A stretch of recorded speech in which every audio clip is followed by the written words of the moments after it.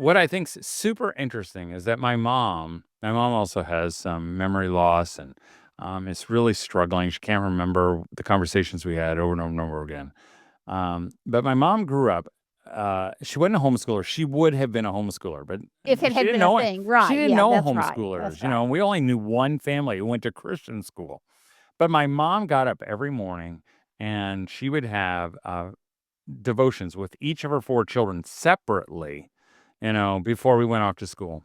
And one of the verses that I know I memorized 100 times, and I can remember hearing it for the very first time was, "This is the day that the Lord has made." This is the day that the Lord has made. This is the day that the Lord has made. I will rejoice and be glad in it. And my mom would sing that. And for the last 30 years, if you were to call my mom and get her answering machine, it would be this perkily voice that would make your eye twitch that would say, "This is the day that the Lord has made." Well, that's all easy to say when everything's going great. And, my mom is overwhelmed by change and doesn't that her husband is separated from her right now. They're going to be reunited tomorrow, so we're putting them in the same room. So we're super excited about that. But she'd say, "Todd, it's just so, so hard."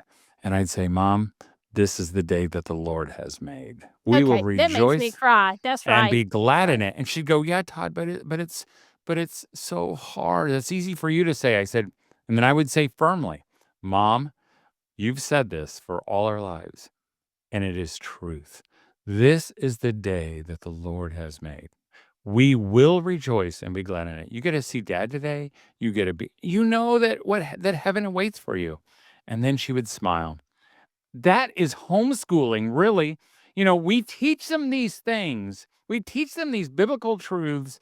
And then one day when we're old and decrepit and we're scared that they will remind us of the truths that we taught them when they were little kids. And I'm like, that is so precious to me.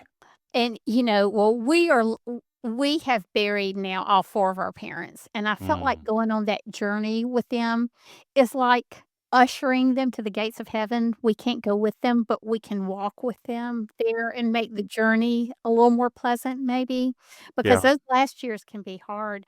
But Joe's dad died at 100, that's August amazing. 31st of this past year. Wow. So, I'm remembering all of that, but I think the thing that I loved about homeschooling, and I wanna talk with you about this just a little bit, is that our children had access to their grandparents. I mean, all 4 grandparents were in town while we were homeschooling.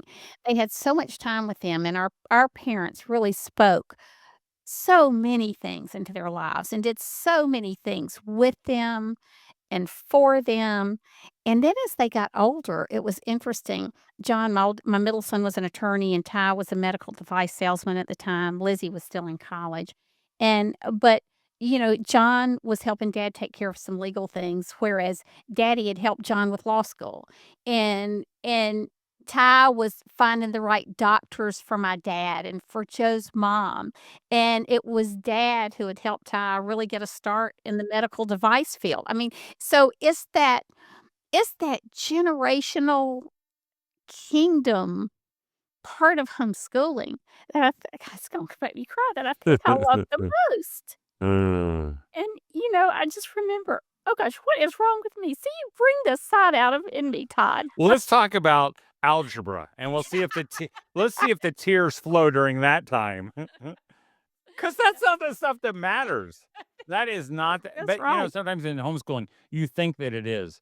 You think these are the things but those are not the things gonna cause you to cry on the air in public someday. That's right. It is I don't about know, those there are a couple of relationships. times I wanted to cry over algebra with one of my That's kids. true.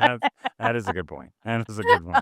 But it's just that I don't know, I think I love all those things about homeschooling, and when Joe's dad died last year, I mean, there were, like, 6 of his great-grandkids Mm. sitting around the bed with him. That's pretty I cool. mean, it just doesn't get this life doesn't get any sweeter than that. I always think about what C.S. Lewis said. When we have that yearning for people we've lost, or, I still grieve over not homeschooling, having been the homeschool mom. There's just some days I'd love just to have all 3 of my kids back home just for a day, just to hug them and love on them. But C.S. Lewis says those yearnings we have are really our yearnings for heaven, where all those things will be restored. So he says when you're feeling homesick or you're feeling those pulls, that you're really just yearning for your home, as Keith Green used to say in Yeah, one of his yeah. songs, our I believe eternal that, home. yeah. I do too. I do too. And so I guess what I want to hear you say, and what I love to say to homeschool moms and dads, it is all worth it. C.S. Lewis talks about the weight of glory.